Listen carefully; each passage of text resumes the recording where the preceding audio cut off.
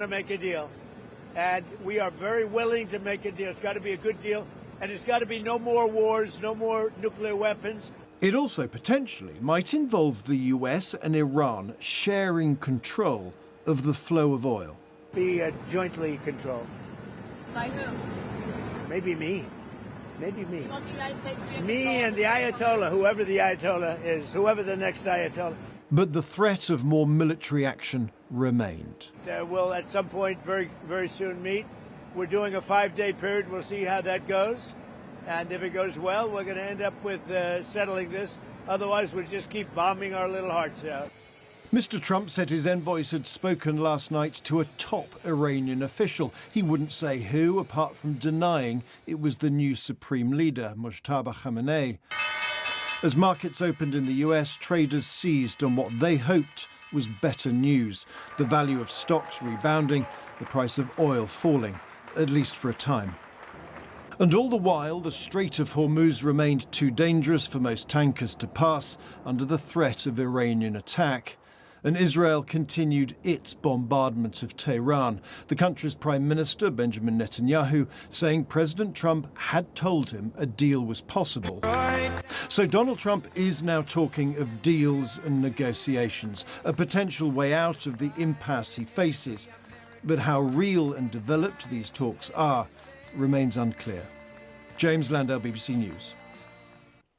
Well, let's go straight to Washington and to Gary O'Donoghue. Gary, yesterday Donald Trump was vowing no ceasefire. Today he's talking about the possibility of a complete and total end to hostilities. What has changed? Things aren't going the way he hoped and expected. I think that's what is the realization here at the White House. He urged the people of Iran, if you remember, to rise up, but there hasn't been regime change. Iran continues to be able to retaliate, even though it's significantly damaged, and it's drawn those other Arab Gulf nations into this conflict, something that Donald Trump himself said would surprise him. And of course, then you get to the Strait of Hormuz, which has delivered this huge energy shock, price shock to the whole world, not least to American consumers with $1 on the gallon of petrol here. Rita, many American presidents before Donald Trump have realized this, and perhaps he's realizing this too. These wars are easy to start, but they can be very hard to finish.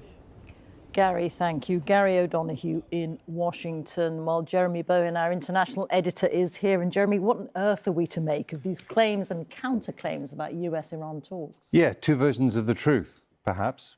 One coming from Tehran, one coming from Washington, D.C.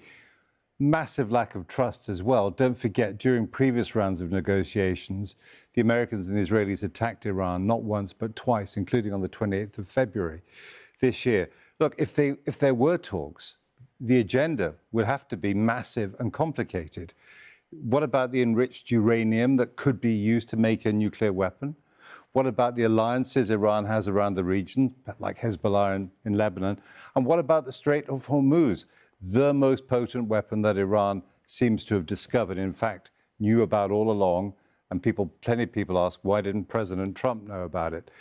The Iranians, if it is that kind of real negotiation at some point, will make their own demands. They'll want to retain control in some way of the Strait of Hormuz, maybe lift sanctions, maybe get some assurance that the Israelis are not going to attack them. So I think that what we're seeing right now is it perhaps Trump preparing a declaration of victory? Gulf states don't want to be left with a mess in the region. Or is it simply an attempt to reassure the markets? That seems to be one of the most credible things, to try to... He just grabbed at something to try to reassure them. The point is, though, to have victory in war, you need a defined objective, you need a clear exit strategy, you need a plan for what's coming next.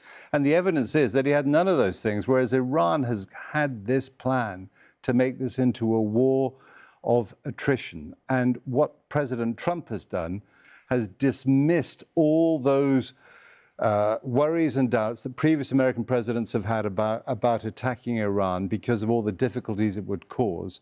And I think he's discovering that that's why they chose not to destroy the Islamic Republic, but try to contain it instead. Jeremy, thank you very much. Jeremy Bowen there, our international editor. Well, Sir Keir Starmer has told MPs that Britain must be prepared for the war to continue for some time and that people shouldn't fall into the false comfort of thinking there would be a quick and early end to this. The Prime Minister also insisted the UK would not be dragged into the war. Downing Street said the Chancellor will tomorrow set out steps to crack down on companies seeking to raise prices and profit from the war. Here's our political editor, Chris Mason. Week 4 of this war and the implications, consequences, questions tumble towards us, tumble towards the Prime Minister. Prices at the pumps now, the potential for costs to spiral in the future. The key question, how long is this all going to go on? Do you think that households and businesses in our country should be planning for a disruption that actually lasts for months, or do you think that actually this can be concluded in days and weeks, as President Trump seems to suggest? Hard to answer that question if I'm honest about it, but we've got to plan on the basis that it could go on for some time.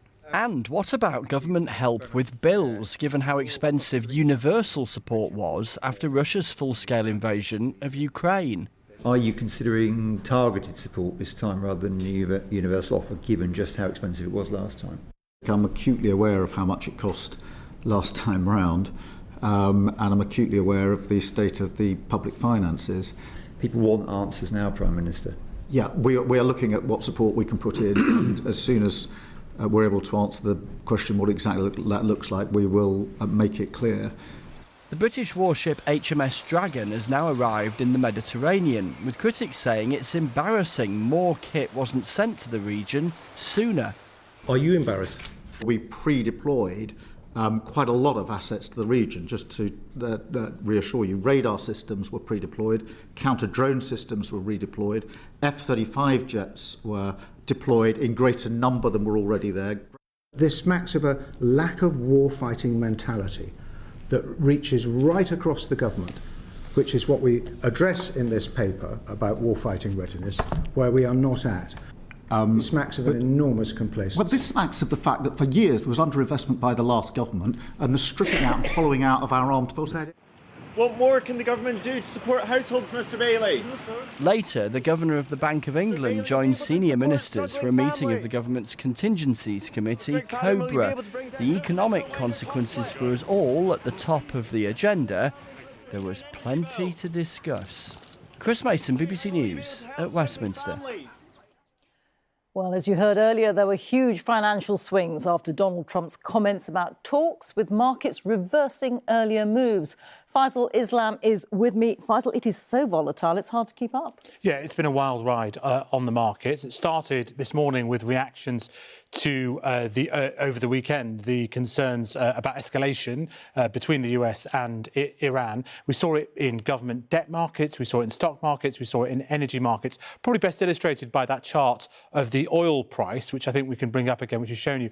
And it really just kind of collapsed off a cliff, and then it went down 14%, back up 10%, and it went up and down by more than 5%, another 4 times during the course of today, which shows you as it's reacting to various things that are being said, basically on social media and other things. And so how can anybody predict really where this is going? What you had in terms of the government's COBRA meeting today was an attempt to try and see what would happen, essentially, what would you need to prepare if this lasts for months rather than weeks. Coming out of that meeting, they've said, well, they're going to sort of hammer down on what they call profiteering and price gouging with a new framework from regulators. Not a huge amount of detail there. I think on the crucial issue of whether or not there'll be a similar support scheme, similar to what we saw in terms of energy bills 4 years ago, I think all the kind of everything's going leading towards the notion that this would be more of a targeted scheme if required. Still a few months off, bills will be cut before they might have to go up, and still who knows what's going to happen in terms of the underlying conflict. Faisal, thank you very much. In Iran, after over 3 weeks of war, it remains very difficult to establish how many people have been killed.